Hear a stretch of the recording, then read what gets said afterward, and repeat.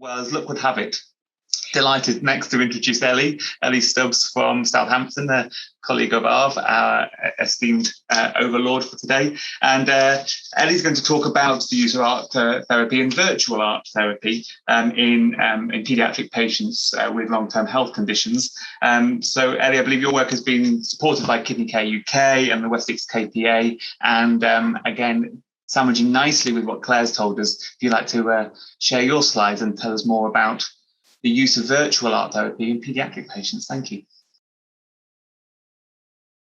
Wow. And after 6 weeks of sessions, progress is reviewed and sessions are extended if needed. And at the end of the therapy, we took another wellbeing measure again and a feedback form, and we collect parents' feedback too, so that we can see if there's any differences in the young person's perception of their wellbeing and the parents. So on the screen here is an image that was produced by one of our patients during their art therapy.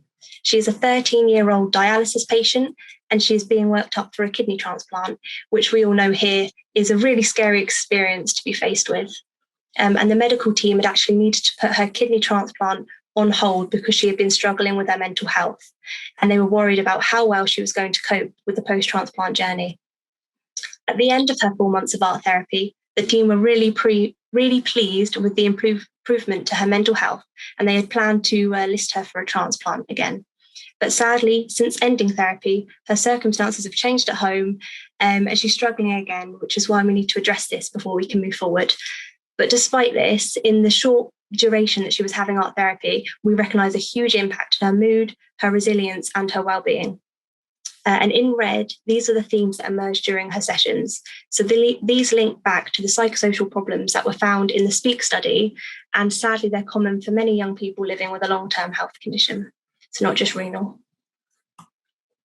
And this is what we found so far. So for our first venture into art therapy, we had 8 children and young people take part. And of them, 7 completed a pre and post wellbeing measure.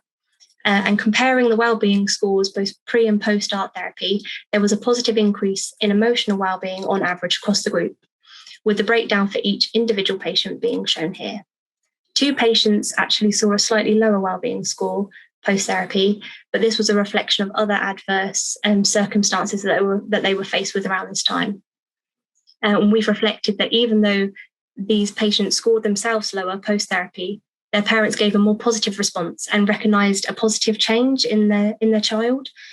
And the young people have the option to continue with art therapy for ongoing support as well, so beyond these findings. Okay, so what improved? So we found that self-esteem, mood, energy and motivation, and relaxation were notable areas of improvement across the sample. And then areas where we found our patients needed some extra support were school engagement and optimism about the future. We found that art therapy input in these areas, after art therapy input in these areas, they were still in need of support, and this did affect the wellbeing scores for most of our patients as well. And this finding does need to be considered within the context of the COVID-19 pandemic and the national lockdown, where school engagement and optimism about the future were impacted for our young people. And this finding was helpful because it helped us to highlight areas where we need to put extra support in as a youth service and address these issues. So this is the feedback from our young people. These are some quotes from them about their art therapy experience. And overall, they found that the sessions were fun and they valued the opportunity to express their feelings, understand their feelings, and build their confidence and independence. But yeah, the quotes really speak for themselves. And this is quotes from parents.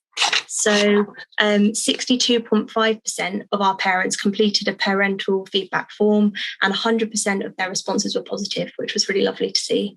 And one quote that we found particularly powerful from a parent about her child was that the difference in her mental health from when she started the art therapy and finished it was like night and day, which we thought was really lovely. And here's some feedback from the MDT about the impact of art therapy as well. So they noticed a real change in this patient's well-being and her engagement with treatment while she was doing art therapy, and they felt that she was making progress towards being ready for the transplant journey. So to summarise, all in all, we feel that art therapy is a great success and it has a valued place as part of a patient's treatment. Virtual sessions have a positive impact and a unanimous positive reception as well from our families. And delivering it virtually means that there's no postcode lottery. We can reach people over a wider geographical reach. All patients are able to access it, so we don't have to worry about transport issues or financial barriers or anything like that.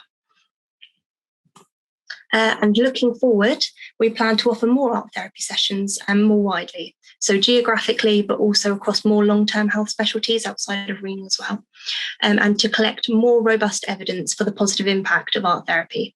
So this will include using more outcome measures, including the Global Rating of Change questionnaire, and collaborating with other centres to show the benefits of art therapy across centres and to widen the reach of art therapy. And we'll also share the framework needed to deliver art therapy within a hospital team, so such as the governance framework and business cases. Okay, so here are my contact details if you wanted to get in contact for any more information. Thank you. Thanks very much indeed, Ellie. That's fascinating stuff. And I think at the time, thank you. So comparing with our last talk, clearly using art therapy rather than art as an intervention, and comments from on Slido that it's clearly a very, very useful resource, and I think particularly in youth work and adolescents in this circumstance, but art therapists as a resource are particularly few and far between. So any comments about the availability or the applicability to other centres and how this could be expanded? Yeah, so we continue to work with Teapot Trust, which is an arts charity, about how we can use their art therapists to stretch across more centres.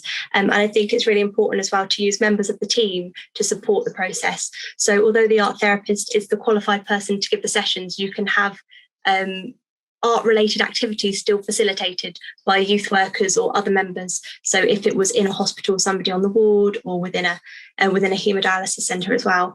I think it's all about getting young people engaged with the process of making art to reflect on their emotions, and then just being able to support them to continue with that even beyond the art therapy sessions, because it will still have a therapeutic beneficial impact. Great stuff. Thank you very much.